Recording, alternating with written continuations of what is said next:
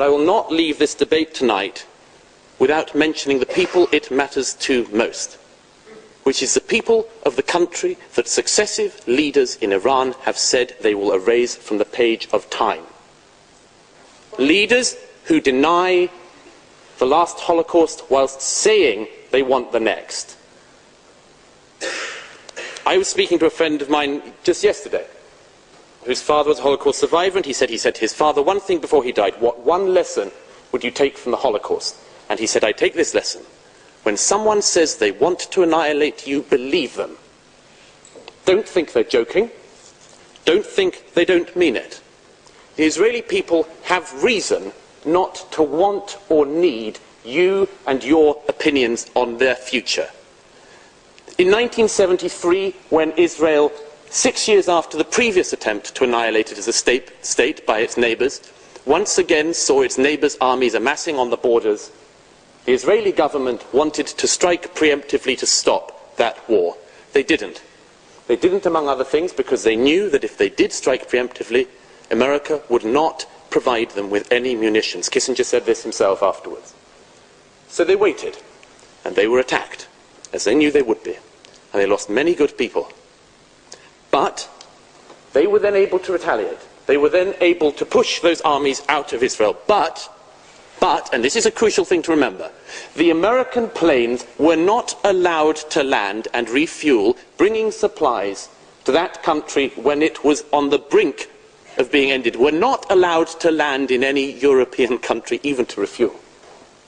When Israel was about to be ended, you couldn't even stop a plane for a couple of hours on European soil, because the Europeans cared more about the oil deals they were doing with Arabs than they did about the future of that state. Since October 1973, not a single Israeli has thought seriously that when they were about to be annihilated, you or any Europeans would lift a finger, and they knew you wouldn't. And they were right to know you wouldn't. And you wouldn't. When Israel is pushed to the situation it will be pushed to, of having to believe they mean it, and when every bit of jiggery-pokery behind the scenes runs out, and when the UN and distinguished figures have run out of time, and Iran is about to produce its first bomb, Israel will strike.